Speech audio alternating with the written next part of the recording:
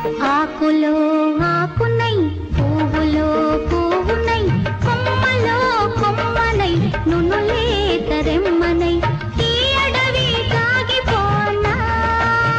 తెలుగు భావ కవితా రంగంలో ఆయన ఒక ముఖ్య అధ్యాయం. ఆయన కవిత్వంలో భావుకత్వం వెల్లివిరుస్తుంది. ఆయన రాసే గీతాల్లో లాలిత్యం పాఠకులను తన్మయత్వంలో మునిగి తేలేలా చేస్తుంది. తెలుగు సినిమా రంగాన ఆయన పాటలు జగద్విఖ్యాతం. ఆంధ్ర శెల్లిగా ప్రఖ్యాతిగాంచి కృష్ణపక్షం వంటి గొప్ప రచనను తెలుగు పాఠకులకందించిన ఆ మేటి సాహితీ దురంధరుడే దేవులపల్లి కృష్ణశాస్త్రి. రేడియోలో లలిత గీతాలు, నాటికలు, సినిమాల్లో పాటలు రాయడం ద్వారా ప్రఖ్యాతి పొందారు. దేవులపల్లి కృష్ణశాస్త్రి తూర్పుగోదావరి జిల్లా పిఠాపురం దగ్గర్లోని రామచంద్రపాలెం గ్రామంలో తమ్మన్న శాస్త్రి, సీతమ్మ దంపతులకు 1897 నవంబర్ 1వ తేదీన జన్మించారు. ఆయన విద్యాభ్యాసమంతా పిఠాపురం పాఠశాలలో సాగింది. పాఠశాల రోజుల్లోనే కూచి నరసింహం, రఘుపతి వెంకటరత్నం వంటి రచయితల వద్ద ఆంగ్ల సాహిత్యాన్ని ఔపాసన పట్టాడు కృష్ణశాస్త్రి. 1918లో విజయనగరం వెళ్లి డిగ్రీ చేస్తున్న రోజుల్లోనే ఆయనకు కవిత్వం రాయటం పట్ల మమకారం ఏర్పడింది. డిగ్రీ పూర్తి చేసి పెద్దాపురంలో ఉపాధ్యాయుడిగా ఉద్యోగంలో చేరాక ఆయన పూర్తిస్థాయిలో రచనా వ్యాసంగాన్ని మొదలుపెట్టారు. బ్రహ్మసమాజంలోని నవ్య సాహితీ సమితిలోనూ సభ్యునిగా, భావ కవితోద్యమ ప్రవర్తకునిగా దేశమంతటా ప్రచారంలో పాల్గొన్నారు. ఈ సమయంలో ఎందరో కవులతోనూ పండితులతోనూ పరిచయాలు కలిగాయి. ప్రాచ్య, పాశ్చాత్య సాహిత్యాన్ని అధ్యయనం చేశారు. బ్రహ్మసమాజ లక్ష్యగీతం అనదగిన పాట ఈ సుధర్మ భవనములో ఈరేడు జగాలనేలు ఈశ్వరుడే దినజన హృదయీశ్వరుడే కొలువుదీర్చు అంటే దేవుడు గుళ్ళో ఎక్కడో కూర్చోడు, జనం మధ్యలో తిరుగుతుంటాడు, ముఖ్యంగా దీనజనుల మధ్యలో ఉంటాడని ఈ గీతం ప్రబోధిస్తుంది. ఇలాగా ఏకేశ్వర కీర్తనంతోనూ ఈ జగత్తు అందరికోసం, అందరిది, ఆనందమయమైనది అని చాటి చెబుతూ కృష్ణశాస్త్రి బ్రహ్మసమాజ గీతాలు 67ఉన్నాయి. కృష్ణశాస్త్రిలో భక్తిభావమే కాదు, సంఘ సంస్కర్త కూడా ఉన్నాడు. పిఠాపురంలోని హరిజన వసతి గృహంతో సంబంధం ఏర్పరచుకుని హరిజనోద్ధరణ కార్యక్రమాల్లో పాల్గొన్నందున బంధువులు అతనిని వెలివేశారు.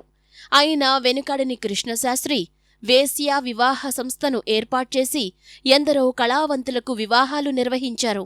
1922లో కృష్ణశాస్త్రి సతీమణి అర్ధాంతరంగా మరణించడంతో కొన్నాళ్లు అదే బాధలో గడిపారు. ఆయన అదే బాధలో అనేక విషాద కవితలు రాశారు. ఊహా ప్రేయసి, ఆత్మాశ్రయత్వం, ప్రవాసం, ఊర్వశి వంటి ఖండకావ్యాలు అలా పుట్టినవే. 1929లో రవీంద్రనాథ్ ఠాగూర్తో ఏర్పడిన పరిచయం కృష్ణశాస్త్రి జీవితాన్ని మరో మలుపు తిప్పింది. మరిన్ని కవితా రచనల్ని చేసేలా ప్రేరేపించింది. లాలిత్యం, సారళ్యం, ప్రకృతి సౌందర్యం కృష్ణశాస్త్రి పాటల్లోని ప్రధాన లక్షణాలు. చందమామలోని చల్లదనాన్ని, మందార పువ్వులోని మకరందాన్ని, గుండెలోని ఆర్ద్రతను రంగరించి రాస్తే అది కృష్ణశాస్త్రి పాటవుతుంది. పట్టు పరికిణిలో ఒదిగిన సింగారం కృష్ణశాస్త్రి పాట. ఆయన తెలుగు పదం అమ్మమ్మ చేతిలో నేతి నైవేద్యం. భావ కవిత్వానికి సినిమా పాటల ద్వారా ఒక శాశ్వత స్థానాన్ని ఏర్పాటుచేసి దిశానిర్దేశం చేసిన అతి కొద్ది మంది కవుల్లో కృష్ణశాస్త్రి ముందుంటారు.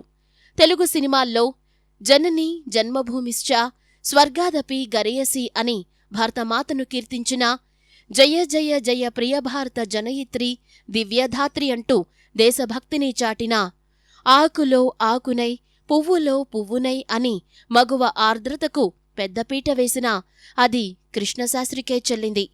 భావకవిగా, ఆంధ్ర శెల్లిగా ప్రసిద్ధులైన దేవులపల్లి వెంకట కృష్ణశాస్త్రి 1942లో బిఎన్ రెడ్డి ప్రోత్సాహంతో 1951లో వచ్చిన మల్లీశ్వరితో చిత్రరంగంలో అడుగుపెట్టి సినిమా పాటకు కావ్య గౌరవం అందించారు.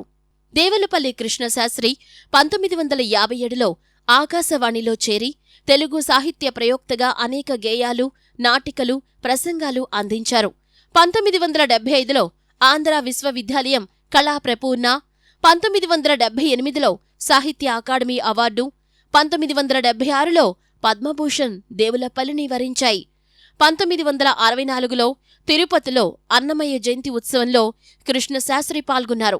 ఆయన వెంట బాలాంత్రపు రజనీకాంతరావు కూడా వెళ్లారు. ఉపన్యాసం చదివేందుకు ఉద్యుక్తుడైన కృష్ణశాస్త్రి గొంతు బొంగురుపోయింది. దాంతో తన ఉపన్యాసాన్ని రజనీకాంతరావు చేత చదివించారు. వైద్య పరీక్షల్లో అది గొంతు క్యాన్సర్ అని నిర్ధారణయింది. మద్రాసులో కృష్ణశాస్త్రి స్వరపేటికను తొలగించారు. స్వరపేటిక తొలగించిన తరువాత కృష్ణశాస్త్రి దాదాపు 16 ఏళ్లు బ్రతికినా మూగవోయిన కంఠంతోనే అనేక సినిమాలకు పాటలు, ఆకాశవాణికి లలిత గీతాలు రాశారు. 1980 ఫిబ్రవరి 24న కృష్ణశాస్త్రి మరణించారు. తెలుగుదేశపు నిలువుటద్దం బద్దలైంది. షెల్లీ మళ్లీ మరణించాడు అంటూ కృష్ణశాస్త్రి చనిపోయిన రోజున శ్రీశ్రీ రోదించారు.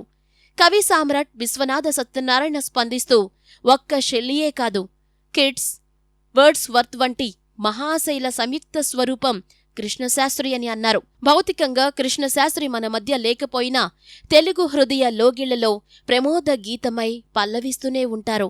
ప్రభాత సూర్యుడై ప్రజ్వలిస్తూనే ఉంటాడు. ఆకులో